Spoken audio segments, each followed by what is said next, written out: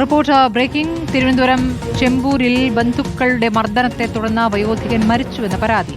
ഒറ്റശേഖരമംഗലം സ്വദേശി സത്യരാജാണ് മരിച്ചത്. സഹോദരന്റെ വീട്ടിലുണ്ടായ സാമ്പത്തിക തർക്കത്തിൽ ഇടപെടുന്നതിനിടെയായിരുന്നു ആക്രമണം.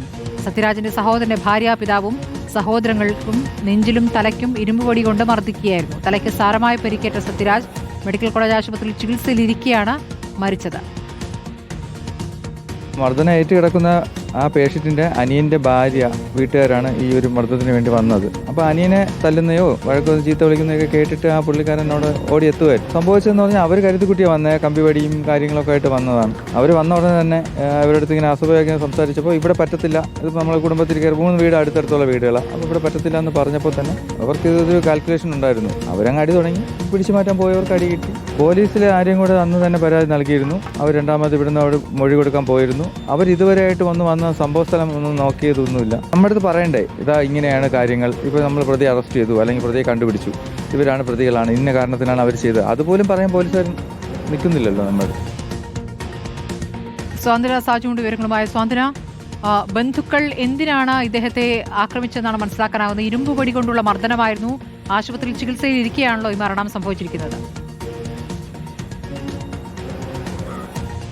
സ്മൃതി, ഡിസംബർ 6-ാം തീയതി, അതായത് കഴിഞ്ഞ ശനിയാഴ്ചയാണ് തിരുവനന്തപുരം ചെമ്പൂരിൽ, കാട്ടാക്കടയ്ക്കടുത്തുള്ള ചെമ്പൂരിൽ ഇത്തരത്തിലൊരു സംഭവം ഉണ്ടാകുന്നത്. ചെമ്പൂർ ഒറ്റശേഖരമംഗലം സ്വദേശിയായ സത്യരാജ് 60 വയസ്സുകാരനാണ് ബന്ധുക്കളുടെ മർദ്ദനത്തെ തുടർന്ന് ഇപ്പോൾ മരിച്ചിരിക്കുന്നത്. ഈ 6-ാം തീയതി മുതൽക്ക് തന്നെ അദ്ദേഹം തിരുവനന്തപുരം മെഡിക്കൽ കോളേജ് ആശുപത്രിയിൽ ചികിത്സയിൽ കഴിയുകയായിരുന്നു. അദ്ദേഹത്തിന്റെ തലയ്ക്കും അതുപോലെ തന്നെ നെഞ്ചിലുമാണ് സാരമായി പരിക്കേറ്റത്. ഈ ഇത്തരത്തിലൊരു മർദ്ദനത്തിന് കാരണമായത് ഇദ്ദേഹത്തിന്റെ അനിയനുണ്ട്. ഇവർ 3 സഹോദരങ്ങളാണ്, അടുത്തടുത്ത് വീട് വെച്ച് താമസിക്കുന്നവരാണ്. അപ്പോൾ ഈ ഇളയ സഹോദരൻ മോഹൻ എന്ന് പറയുന്ന ആ വ്യക്തിയുടെ വീട്ടിൽ അദ്ദേഹത്തിന്റെ ഭാര്യ, ഈ മോഹനൻ, ഇളയ സഹോദരന്റെ ഭാര്യ, അവരുടെ വീട്ടുകാർക്ക് ചില സാമ്പത്തിക സഹായങ്ങളൊക്കെ ചെയ്തിരുന്നു. അത് അങ്ങനെ ഈ അനിയന്റെ വീട്ടിൽ ചില തർക്കങ്ങൾ ഉണ്ടായി ഈ സാമ്പത്തിക സഹായവുമായി ബന്ധപ്പെട്ട്.